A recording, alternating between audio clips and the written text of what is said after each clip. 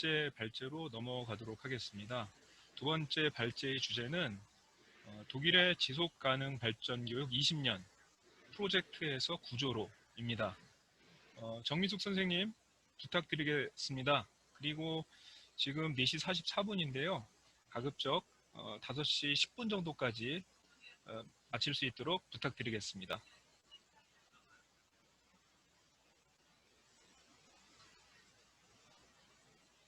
네, 지금부터 정미숙 선생님의 발제를 듣도록 하겠습니다.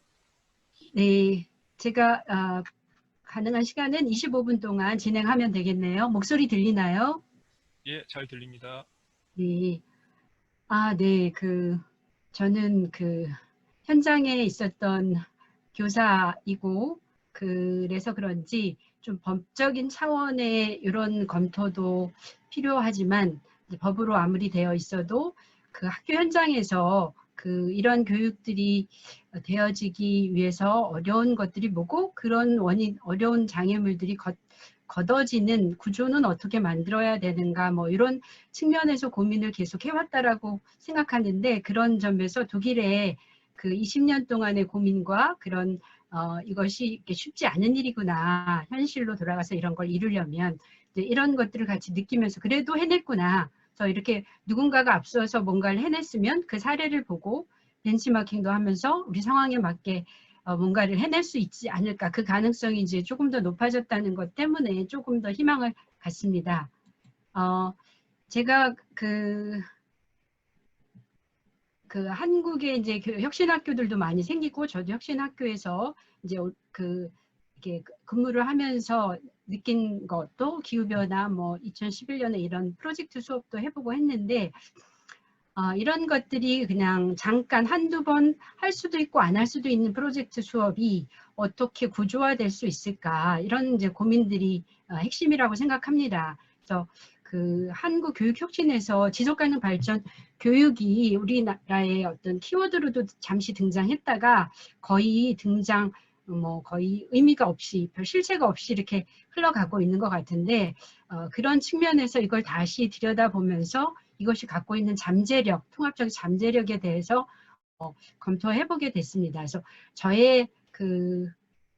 저는 독일어 교사도 하다가 약간의 날라리 같은 잘 못하는 일어 교사도 5년 하다가 지금 진로 교사를 8년 정도 해서 학교들의 상황 이런 것들을 좀 잘 알기 때문에, 교사들의 속성, 또 학교 교육과정의 어떤 이런 것들을 좀 알기 때문에 이게 현실적으로 가능한 환경 학습권을 좀 보장해 주려면 누가 보장해 주는가, 결국 교육계에 있는 또는 교육을 정책적으로 결정하는 그 지도자들과 또는 정책의 정치가, 그 다음에 교육계에서 교육을 담당하고 있는 교사, 또 일정 부분은 교육에 영향을 주고 있는 사회, 뭐 이런 쪽들이 다 같이 책임이 있는 게 아닌가, 어떤 법적인 문제만은 아니겠다라는 생각을 가지고 있습니다. 그래서 지금 세계적으로 지속가능 발전 교육이 리우선언 이후에 거의 30년, 문제 제기하고 나서 30년 돼서 지속가능 중점 추진의 해 10년도 거치고, 작년까지 그것을 위한 지속가능 발전 목표를 위한 국제 실천 이행 프로그램까지 거치고, 다시 올해부터 10년간 교육의제 2030의 내용도 거의 그런 지속성을 갖고 있는데, 이런 국제적인 의제가 되어 있는 것이 우리나라에서 정치적 또는 교육적 정당성도 다 갖고 있는데, 우리나라에서 왜 이 문제가 활용이 되지 않는 걸까라는 측면에서 독일의 이런 상황들을 소개하는 거로 좀 하면서 그 가능성들에 대해서 검토하는 거로 생각을 했습니다. 그래서 제가 어차피 교육에 약간 이게 이제 가나운적인 성격과 너무 복잡한 여러 지금 교육의 문제들이 많이 제기되고 있는데, 그런 것들을 하나하나 범교과 학습처럼 이런 주제로 던질 수도 없고, 또 교과로 새로 하나 만드는 일도 쉬운 일이 아니고, 이미 기존의 환경교과가 있어도 채택이 잘 안 되고, 뭐 이런 속에서 이런 복잡한 문제들을 어떻게 풀어야 되느냐라는 부분에서 너무나 복잡하기 때문에, 결국 이런 복잡하게 이루어지는 삶의 배움의 형태로 이런 문제를 제기한 지속가능 발전 교육의 측면으로 접근하는 게 가장 타당한 거 아닌가라는 생각을 하게 됐고요. 그래서 요 토론 키워드나 독일의 그 지속가능 발전 교육이 이런 경제적, 사회적, 생태적 문제 상호 연결성 이런 걸 중시하면서도 또 상호 의존적인 공동체로서의 정체성 및 책임인식. 그래서 이 다 같이 책임 있는 것이니 다 같이 교육과 관련된 기관들이든 개인이든 다 같이 참여를 이끌고 협력을 통해서 이런 문제들을 해결해야 된다. 이런 구조를 만들어가고 있는 것이 중요하지 않을까. 그래서 저는 지속가능 발전 교육에 대한 우리나라의 진단과 그 잠재력에 대해서 조금 더 검토해보는 것이 교육과정의 적용이나 이런 거에서 조금 더 현실성 있는 가능성도 있겠다라는 생각이 들었습니다. 그리고 이제 저는 그 수많은 한국에서 가장 잘 못 푸는 문제가 부동산 문제와 교육 문제라고 하는데 이게 왜 안 풀리는 걸까? 왜 그렇게 장기적으로 이렇게 고착이 되면서 이럴까라는 거에서 얼마 전에 어떤 글을 읽다가 다들 많은 사람들은 입시에 치중한 지식 전달 위주 획일적 교육 때문에 그렇다. 저도 이렇게 많이 생각을 했습니다. 그런데 이 고병은 교수님이 아니다. 이거는 결과적으로 이렇게 된 거고 근본 문제는 교육계 또는 뭐 교육계라는 책임을 명확히 이렇게 앞에 지칭하시진 않았지만 교육 철학의 부재와 교육적 비전, 상상력의 부재다. 그래서 어떻게 로드맵을 짜야 될지 그 설계나 이런 철학과 상상력이 결합된 이런 걸 우리가 못 해내서 그런 거 아닌가라는 생각. 그래서 한국의 환경교육이 단기적인 어떤 그때그때 뭔가 성과를 내려 반짝 저기 하려는 그런 게 아니라 근본적인 그 교육의 지금 시대적인 상황, 판단 이런 것 속에서 나아갈 방향 이런 설계들이 좀 제대로 되고 그런 것들을 위한 주체로서 저는 어떤 소수의 저기가 아니라 많은 사람들이 어떻게 합의하면서 또는 참여하면서 주인으로 쓰는 이런 그 형태의 교육과정, 논의 그런 거 만들어지는 거 이런 게 필요한 게 아닌가라는 생각을 하게 됐습니다. 이제 독일의 그 21세기 들어서면서 80년대, 90년대 리우 선언 이후부터 지속 가능한 미래를 위해서 어떻게 사회적으로 준비해야 되지라는 논의가 90년도에 독일 사회에서 굉장히 담론으로 사회적 토론이 많았다고 합니다. 그러면서 연구와 학문적인 연구와 혁신에 대한 연구와 환경교육의 연구 이런 것들이 결합이 돼서 결국 이러한 모든 새로운 사실들이 많이 밝혀지지만 아직 불확실하고 가치들은 이게 옳다 저게 더 우선이다 하고 경론 중이고 그런데 그런 걸 다 따지고 정설화해서 결정하기에는 위험들이 너무 높아서 결정은 긴급하게 해야 되는 이런 역동적인 지식이나 긴급한 어떤 새로운 상황들 이런 변화들이 너무나 많기 때문에 이런 것 속에서 그러면 정설만 가르치던 학교에서는 어떻게 그런 지식들과 그런 거를 해결하는 능력들을 키우게 해줘야 하는가라는 고민점에서 이 BLK22 프로그램이 만들어지게 된 것으로 알고 있습니다. 제가 독일의 교육혁신으로서의 그 ESD, 지속가능 발전 교육 그냥 간단히 ESD로 하겠습니다. 여기 발전 단계를 쭉 보니까 그 8, 90년대 독일의 그 환경교육의 맹학이 왜냐하면 21세기의 교육혁신 과제로서 이 기존의 환경교육이 새로운 학교 교육의 변화를 이끌어온 게 80년대, 90년대에 있었기 때문에 이걸 통해서 환경교육이 교육혁신을 이끄는 단초가 될 수 있다라는 인식이 이 연구에서 기초가 됐습니다. 그다음에 그런 걸 토대로 해서 집중적으로 90년대 말에 이런 연구들을 종합한 프로그램이 거쳐서 BLK 프로그램 21이 99년부터 2004년 8월까지 5년간에 걸쳐서 개발이 되고 실제 200개 학교가 참여하면서 그거를 적용해서 그 작업 과정들을 다 기록한 56개 자료집을 만들었습니다. 그걸 토대로 해서 전국의 10%의 학교에게 확산 이전을 시키자라는 거로 트랜스퍼 21이 4년간에 걸쳐서 이루어졌습니다. 그런데 이 기간은 동시에 UN 국제적으로는 지속가능 교육의 중점 추진의 10년 이래갖고 모든 나라가 이렇게 해야 된다는 걸 선언한 그 기간의 전반기에 해당이 되고 그것에 이어서 계속해서 후반기로 2009년부터 이렇게 돼서 10년 동안 독일에서는 이때 이렇게 모델을 만들고 그거를 이제 확산시키는 과정에서 10년 동안 모든 교육 관련 기관과 또는 사회의 모든 기관들이 다양한 아이디어로 다양성을 꼽히면서 아주 우수한 프로젝트들이 한 2,000개가 나오고 그 사회적인 조치, 교육과 관련된 조치 이런 것들이 49개 정도가 그 모범 사례로들이 이렇게 지방자치단체나 뭐 이런 데서 나올 정도로 꼽히는 시기가 돼서 굉장히 발전했습니다. 그래서 프로젝트들이 이렇게 다양한 아이디어로 나올 수 있는 거구나 라고 할 정도로 해서 발전을 해서 이제 이것이 끝나고 나서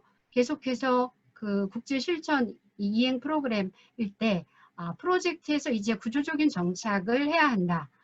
아무리 이렇게 해도 안 하는 교사들은 안 하고 뭐 여전히 그 40% 이상이 돼야 이제 대세가 되는데 20대, 20% 후반대에서 확산이 안 된다고 합니다. 왜냐하면 어렵습니다. 이런 그 전반적인 종합적인 교육의 이런 능력들을 키우고 하는 게 교사들에게도 어렵고 그렇기 때문에 이거를 자율적으로 맡기는 속에서 20% 후반대를 넘어가지 못하고 30%를 넘어가지 못해서 그럼 어떻게 해야 되는지를 계속 고민하다가 이제 그 국제적인 이런 지속가능 발전 교육의 지원을 받고 그런 걸 또 주도하면서 연방의회 뭐 이런 것도 그 독일이 2009년도에 본인과 거기에서 국제회의를 중간 전반기를 검토하고 후반기 넘어가는 걸 자기네가 이렇게 주최합니다.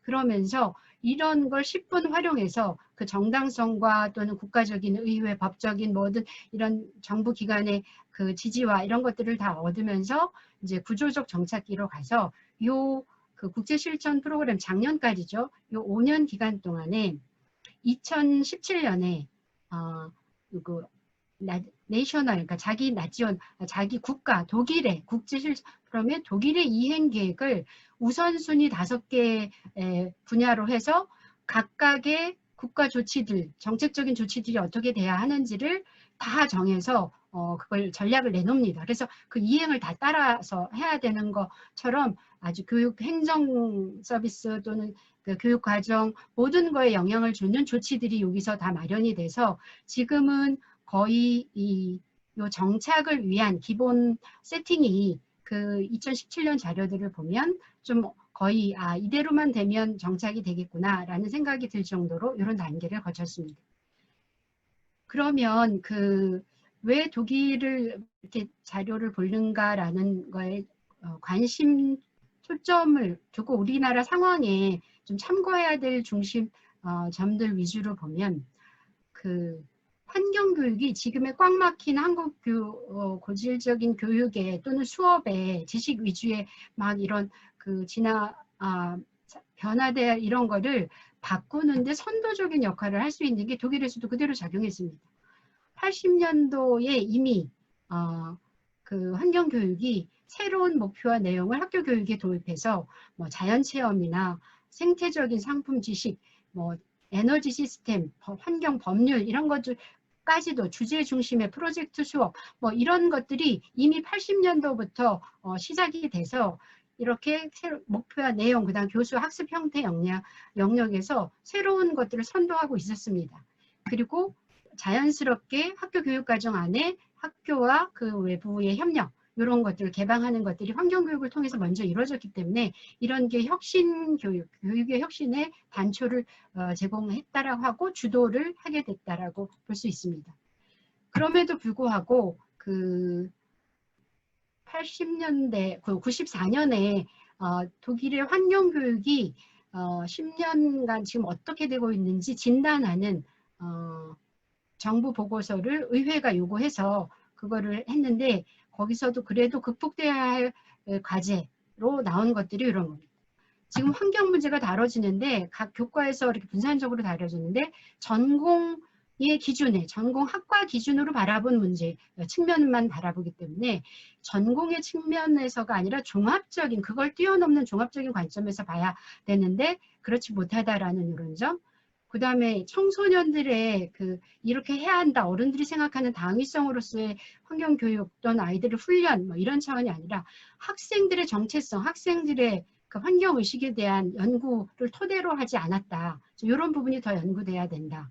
그리고 또 환경교육이 특별한 것으로 인식되는데 그렇지 않고 그 미래를 위한 또는 현재의 문제와 이런 것들을 위해서 보편적인 교육 교육으로서의 이런 것이 돼야 되고 학문적인 동반 연구가 필요하다, 약하다, 뭐 이런 것들이 극복돼야 될 거로 정해지면서 그 환경교육의 내용적 확장, 물론 이제 리우 선언과 의제 21에 있기 때문에 더더욱 그렇지만 그 전에도 이루어졌던 자연과학적 주제에 조금 더 문제 해결 방법이 문화, 사회, 정치, 경제 과목들이 더 결합되는 형태로 돼야 된다. 그리고 프로젝트 형태, 그 다음에 모든 뭐 내용에 있어서 또는 참여의 주체에 있어서 모든 전체 개념이 더욱더 강하게 요구돼야 한다. 이런 것들이 제기가 되었습니다. 그래서 이제 새로운 방향으로 시스템 중심, 문제 해결 중심, 의사소통 중심, 가치 중심, 협력, 상황 중심, 행위 중심, 자기주도, 총체성 이런 거를 다 이렇게 기본 방향으로 정했는데 이렇게 되기 위해선 교육과정의 운영이 어떻게 돼야 되느냐, 교육의 목표가 또 어떻게 돼야 되느냐, 뭐 이런 것들이 종합적으로 녹아들어서 만들어지기까지의 그 교육 정책적 연구 활동 중에 특히 중요하게 저는 우리나라에 조금 알리고 싶은 게 한 2,500명 정도가 참여한 전 분야의 교육이 아니라 그 산업이든 뭐든 그 독일의 그 다양한 영역에서의 전문가들 2,500명 정도가 참여한 앞으로 25년, 20년, 30년 후에 학문과 기술의 세계적인 발전이 어떻게 이루어지겠느냐라는 것과 그러한 지식사회 속에서의 그런 발전이 결국은 교육과정과 교육규제에 어떻게 영향을 미치겠느냐라는 델파이 연구가 국가 차원에서 굉장히 광범위하게 이루어졌습니다. 그렇기 때문에 이걸 토대로 해보니 결국 환경교육의 그런 변화, 혁신적인 요소와 이 미래 발전이 거의 일치하더라. 그렇기 때문에 환경교육이 교육혁신의 핵심이 돼야 되고 이런 것들이 곧 미래 능력으로 연결이 된다. 독일의 미래 능력으로 연결이 된다. 이런 결과가 나오게 됐습니다.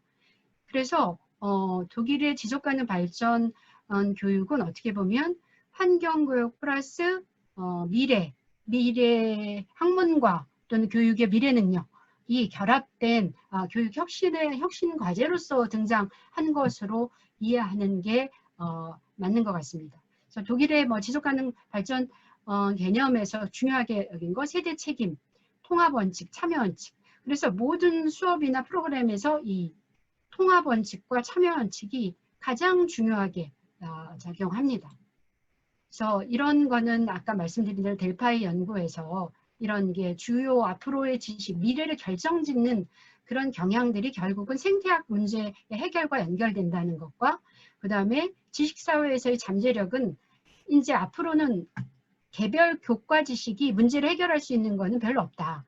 다 그런 것들이 합해져야 되는 간학문 속의 미래가 결정된다. 이런 연구 방향 결과들이 나오면서 그리고 2020년에 어느 능력이 중요한 우선순위로 전달돼야 하는가에 특히 이렇게 간학문석과 또는 그 학습 기술 및 학습 방법 능력, 그 다음에 인간의 심리 사회적 능력 이런 것들이 1, 2순위로 되고 그 전통적으로 교과 지식이었던 교과 과목의 중시 지식은 저 7개 중에 저 6순위로 밀려났습니다.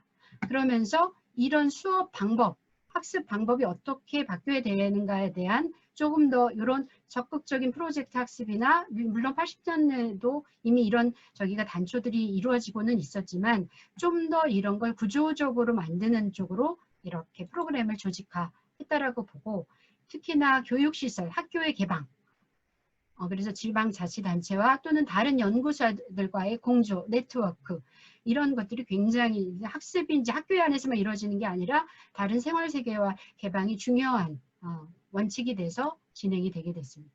거기에 아까 말씀드린 대로 환경심리학적인 청소년 의식 연구가 반영이 돼서 아이들이 지식을 아무리 가르쳐줘도 그게 환경 태도와 행동으로 넘어가지 않는다. 태도와 행동으로 넘어가는데 작용하는 여러 동기들이 있는데 그러면 학교 교육은 뭘 해야 되느냐 그런 것들에서 그래도 지식은 중요하죠. 왜냐하면 자기가 선택할 수 있는 행동 대안이 그 지식 안에서 선택이 되니까.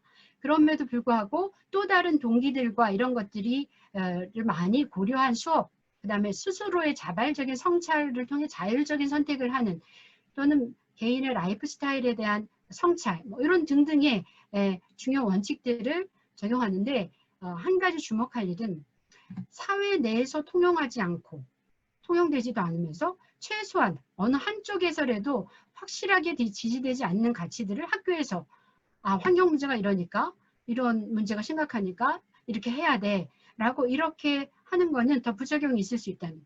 그래서 이 학교 교육에서의 문제만이 아니라 전체 사회 전체가 참여하고 그런 학습 장소가 되고 그렇게 변화하는 저기를 만들어지는, 결합되는 거여야지 실제 그런 교육의 효과가 낼 수 있다는 측면에서, 우리도 이제 이 교육이 갖는 어떤 한계와 그런 한계를 어떻게 극복할 수 있는지에 대한 조금 더 이런 학생들의 정체성, 지금 우리 학생들은 과연 어떤 상태로 있지, 어떤 생각을 하면서 있지라는 학생들에 대한 생각, 자율성, 뭐 이런 것들에 대한 좀 더 깊이 있는 연구가 필요하다는 생각이 들었습니다. 그래서 이렇게 잘못하면 교사들은 환경 지식을 또는 문제 분석 뭐 이런 거 하면서, 저도 그렇고 이런 실수를 많이 한다고 생각합니다. 문제 해결 차원에서의 이런 그냥 학생들은 훈련해주고 뭐 이렇게 제시해주고 그러면 될 거라고. 근데 그런 게 아니라는 것들이 스스로 생각하면서 그 성찰할 수 있는 그런 기회와 그런 수업의 방향과 이런 식으로 수업 방법들이 돼야 된다는 거고, 그래서 아까 말씀드린 대로 그 학교 학습의 조직을 어떻게 이렇게 45분 수업하면서 뭐 이렇게 하는 것들이 변화가 반드시 필요하다, 이게 핵심적으로 있었습니다. 그리고 이제 학교 환경의 기본 방향으로 녹색적인 환경 교육에서 문화적 전환점으로서 그 미래와 반드시 연관해야 되고, 실행 임무, 실수에 대한 열린 태도, 이렇게 한 3가지 정도를 중요한, 결국 이 모든 것이 아까 말씀드린 대로 참여가 굉장히 중요하고, 그 다양성의 특성화, 학교에 따른 조건에 따른 뭐 이런 특성화, 결국은 모든 것들의 총체적 네트워킹으로서 그 내용, 지식과 또는 방법과 참여 주체와 이런 것들을 그런 조직으로 해야 된다라는 것들로 진행한 것이 저기여서 결국 BLK 21의 기본 원칙의 첫 번째는 생태 환경을 교량으로 하면서 사회 정의와 또는 경제적 지속한 경제가 이 삼각형이 상호 연결되어 있는 걸 제대로 이해할 때 문제를 풀 수 있다라는 이런 통합 속에서 이런 BLK 21이 나왔고, 여기에는 그래서 수업 방법이나 도구, 전략, 체계 이런 것들도 다 이런 통합과 참여의 원칙하에 목표들이 추진이 되었습니다. 그래서 특이한 거는 이 프로그램에서 교육의 새로운 목표로 조성 능력, 그러니까 만들어가기 능력이라고 해야 되는데, 게슈탈퉁은 어떤 형태를 막 만들어가는 것입니다. 그런 능력. 그래서 이거 적당한 용어가 딱 와닿지는 않는데, 만들어가기 능력 이렇게 표현하기도 그렇고, 뭐 조성 능력, 한자로는 형성 능력이 가장 맞을 것 같긴 한데, 자신이 살고 있는 사회 공동체의 미래를 지속가능한 발전의 의미에서 능동적으로 참여해서 학생들이 자기가 스스로 그 모범적인 모델화를 만들어갈 수 있는 힘이라고 정의합니다. 그래서 그것이 학교의 여태까지 교육 목표는 특수한 교과 지식의 전문 능력과 그다음에 80년대에 많이 강조됐던 의사소통 및 제시 능력이었는데, 거기 하나가 세부 능력, 이런 8가지 하위 능력, 역량을 가진 이렇게 만들어가기 능력이 교육의 목표로 새로이 설정이 됐다는 거죠. 그래서 아까 말씀드린 대로는 그 통합의 원칙 속에서의 가능문적 지식, 참여, 학습, 학교의 또는 학교의 혁신적 구조의 혁신, 뭐 이런 식으로 해서 13개의 소주제로 해서 이런 주제들로 프로그램들과 수업안들이 만들어지는 것이 진행이 됐고, 예를 들면 유럽 간 아침 식사, 그러면 먹는 아침 식사의 우리 내용들을 쭉 살펴보면서, 그 식탁 위에 있는 것들을 살펴보면서 이게 어디서 왔지, 이걸 만드는 노동 조건은 어떻지? 그 제3세계 상황의 노동자들의 수입은 어떻지? 소비의 결과 우리에게 어떤 영향을 주지? 그래서 우리가 생활하는 속에서의 관련된 모든 연관성들을 찾는 이런 식으로 해서 이런 사례들이 56개, 한 개당 5개 학교가 조건이 다른 5개 학교들이 참여해서 어떤 논의들과 어떤 과정을 거쳐서 또 어떤 외부 파트너들과 결합해서 됐는지가 한 개 작업 자료, 한 60쪽에서 어떤 100쪽에 가까운 그런 자료, 56개가 5년간 만들어졌습니다. 그래서 그 내용들을 보면 학교 생활과 관련된 자기 학교로부터 출발한 또는 학교의 파트너와 관련된 기업 또는 지방자치 또는 학교 주변 지역, 학교와 지역인데 여기 지역이 날아갔네요. 그 다음에 학교 지역뿐만 아니라 이제 전 세계 하나의 세계 속에 있는 학교 이렇게 해서 점차 가나문적지가 참여학습 학교 구조혁신이라는 주제로 이렇게 56개의 자료들이 만들어졌습니다. 그리고 이런 것들은 주로 프로젝트 학습이나 프로젝트 주간 또는 교과 두세 개가 교과 중심으로 프로젝트를 하는 다양한 형태로 이렇게 소개가 정리가 됐고 그 이후에 그 자료로 선생님들이 언제든지 활용할 수 있도록 포털에 공개가 되어 있습니다. 그래서 저는 지금 이제 이런 걸 고민해 봐야 되는 거 아닌가라고 생각하고 저희가 2011년에 혁신학교 삼각상고의 첫 해 설립하고 첫 해 전공 포괄적 주제학습 삶을 배우는 학습으로서 기후변화 범교과 프로젝트 수업을 한번 해봤는데 1년 하고 선생님들이 신설학교 개설하는데도 힘든데 이거 하느냐고 논의도 해야 될 것도 많고 많으니까 1년 하고 약간 뻗었습니다. 그래서 이 전공 포괄적 주제학습이 독일에서는 너무나 중요한 지금 제가 저기를 위해서 베를린과 브란덴부르크의 교육과정을 실제 들어가서 다 봤는데 세 부분으로 구성이 되어 있습니다. 원칙, 가장 기본 원칙이 뭐냐? 그게 독일 자료를 보면 한 8쪽에서 9쪽 정도. 거기에서는 학습 장소로서의 학교라든지 이런 지금 지속가능 발전 교육에서 다뤄졌던 이런 것들이 거의 그 안에 이렇게 녹아든 것처럼 이렇게 돼 있고 두 번째 파트가 이런 전공 포괄적 주제 학습을 통한 역량 개발. 그래서 그게 두 번째 파트로 해서 거기에 주제들이 제가 세보진 않았는데 8, 9개 됐습니다. 민주주의 구축, 글로벌 맥락에서의 지속가능한 발전, 그다음에 소비자 교육 등등등 해서 쭉 그런 것들이 하나하나 클릭해 보니까 그거는 어떻게 가르쳐줘야 되고 뭐가 돼야 되고 그거에 대한 안내가 자세히 나오고 그런 것들을 하기 위한 그 교육 자료들을 계속 링크해서 들어가면 그 자료들까지 또 외부 파트너와 연결해서 할 수 있는 것까지 프로젝트까지 그 포털 안에 다 안내가 되어 있더라고요. 그 다음에 이제 세 번째 파트가 이제 교과에 대한 교육과정 이런 식으로 돼서 이 연계들이 지금은 그 구조화의 단계를 거쳐서 되어가고 있구나. 그래서 전공 포괄적 주제 학습이라는 게 우리나라에서도 삼각상고 혁신학교 또는 다른 학교 특히 초등학교에서는 그리고 프로젝트 수업은 지금은 많이 하고 있는 거로 알고 있습니다. 근데 이제 그것들이 우리는 지금 다학문이냐 간학문이냐 이렇게 되는데 독일에서 전공 포괄적이라고 표현할 때는 우리가 그냥 범교과 학습이 아니라 교육과정의 핵심 축으로서 교과들의 가로지르는 중심 기둥의 역할을 한다라고 할 수 있습니다. 그래서 그런 거는 범교육과정, 교과 교육과정이라고 우리나라에서도 그거 연구된 게 99년도에 박순경님인가 뭔가 해서 이렇게 해놓은 걸 제가 봤었는데 그래서 이것에 대한 연구가 우리나라에 맞는 이런 가능성을 제대로 한번 찾으면 충분히 혁신학교를 중심으로 그리고 또 지금은 많은 학교에서 프로젝트 수업들을 많이 하기 때문에 좀 더 교사들과 함께 만들어갈 수 있는 게 충분히 가능하다는 생각이 들었고 이런 연구가 조금 더 필요하다고 생각했습니다.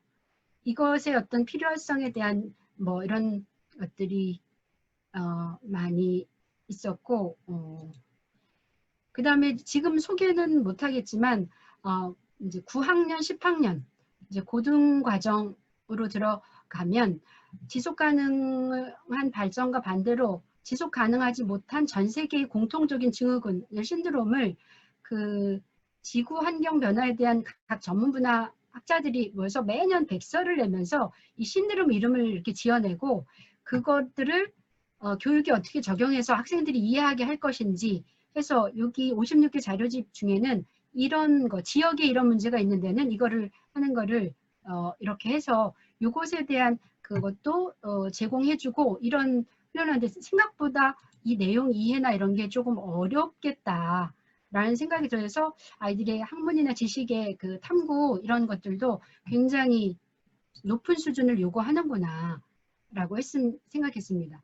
토지의 집약적인 이용을 통해서 토지나 이런 게 지속 가능성이 상실되어 가는 대량 축산도 이거로 발전되면 또 그런 더스트볼 신드롬이라고 해서 그래서 이 영향권이 생물권, 대유권 이런 식으로 어떻게 일어나는가 이런 것들을 보는 신드롬 증후군을 이용한 그 간학문적 지식을 이렇게 아이들이 수업을 하고 나서 만들어가는 이런 것까지를 하는 것까지를 진행했습니다.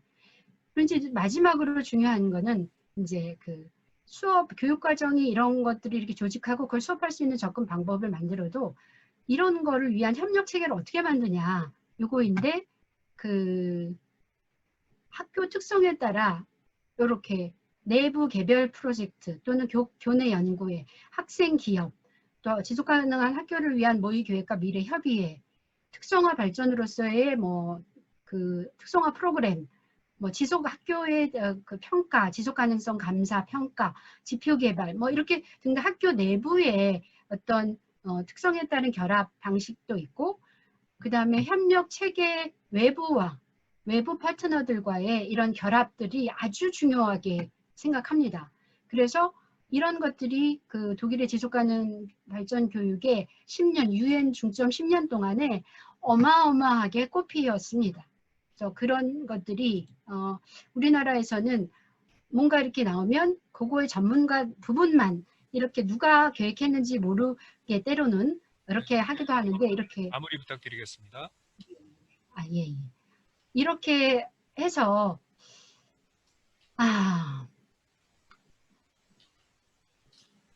네, 하여튼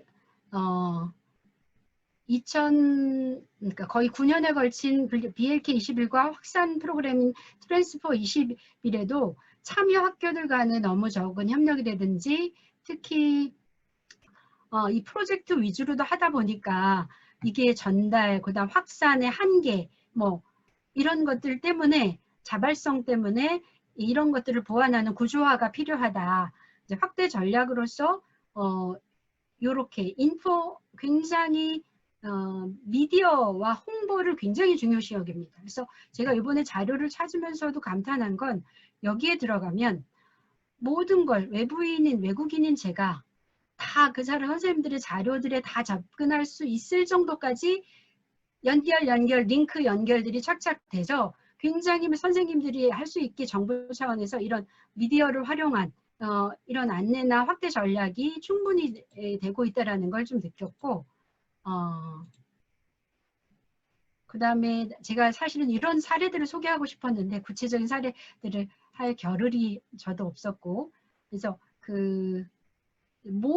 지금은 2030년까지 모든 학습자들에게 어떻게 이렇게 필요한 환경 학습권이든 또는 필요한 지식과 기술이든 보장이 어떻게 되어야 하는지를 목표로 세운 그 유엔의 목표를 그대로 이쪽에서도 하려고 정책적인 지침 이런 것들을 다 마련해서 공식적인 자료로 다 내놨습니다. 그럼에도 불구하고 제가 참고로 마지막으로 저희 쪽에서 우리나라에서도 뭔가 일을 할 때 참조할 만한 건 조직 구조입니다. 지속 가능한 발전을 위한 국가 플랫폼 각 분야를 총괄해서 다 모인 37명의 의사결정 저기가 있고 그들을 지원하는 분야별 전문가 포럼위원회가 있고 이 포럼과 연결된 각 10개 분야의 파트너 네트워크들이 돼서 원탁회의를 하려면 1년에 전체가 모이는 저기는 100명이 모여서 그 하고 이걸 온라인상으로 이거에 대한 의견 교환이나 이런 건 막 8,000개 막 이렇게 들어오면서 이 그 국가 계획을 세웁니다. 그래서 몇 사람의 머리로 짜여지는 게 아니라 많은 그 다양한 분야의 파트너 네트워크와 이 참여자들이 이렇게 함께 만들어가는 것이기 때문에 이렇게 사회적으로 확산될 수 있는 거 아닌가. 이런 속에서 작용했던 각각 국가 플랫폼의 저기와 이런 기구 조직, 우리 전문 그 포럼위원회 등등 이런 것들이 너무 부러웠습니다. 그래서 특히 이거와 관련된 시상식을 하면서 시상이라는 게 뭐 어떤 측면보다 로고와 깃발을 주면서 다른 사람들이 참고해서 벤치마킹 할 만한 너무 좋은 훌륭한 모델이다라고 하는 것들을 인정해주는 그 평가해주고 이렇게 심사해서 해주는 이런 것들이 통해서 굉장히 동기부여가 많이 되고 별별 분야의 사람들이 다 또는 협회 전문 뭐 이런 데들이 다 지속가능 발전 교육에 참여하게 됐다는 것. 요것을 나중에 기회가 있으면 좀 이런 다양한 내용들이 같이 공유될 수 있었으면 좋겠고 지속가능 10년 동안 연도별 이런 주제, 중요한 주제를 물, 뭐 에너지 등등해서 10년간 매년 다른 주제로 해서 그 주제에 대한 풍부한 사례들이 나오게끔 이렇게 한 전략도 굉장히 좋았다라고 생각이 됩니다.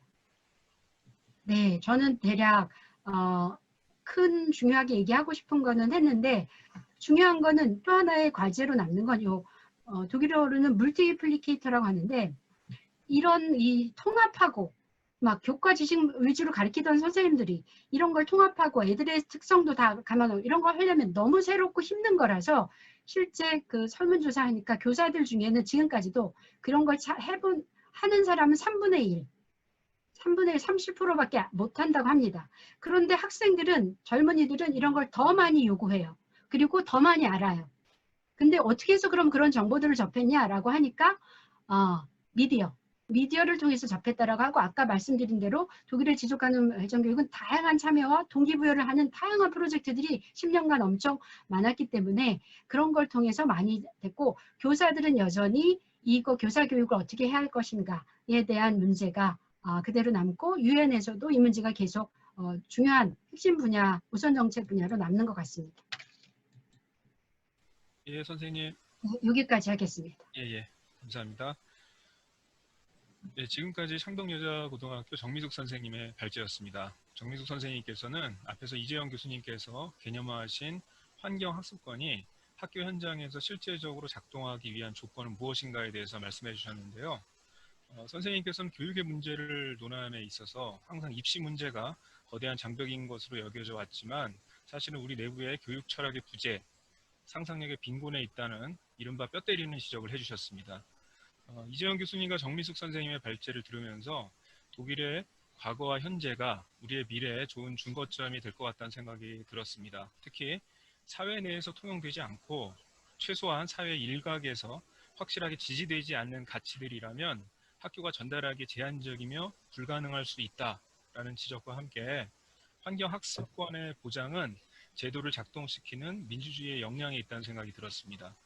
마지막으로 BLK 프로그램 21의 그 조성 능력이라는 개념은 우리가 흔히 말하는 역량이 어떠해야 하는가에 대한 시사점을 주는 것 같습니다. 그러니까 학생에게만 요구하는 역량이 아니라 우리 사회가 갖춰야 할 역량, 그런 것들을 좀 더 생각하게 하는 것 같고요. 다시 한번 정미숙 선생님께 감사드립니다.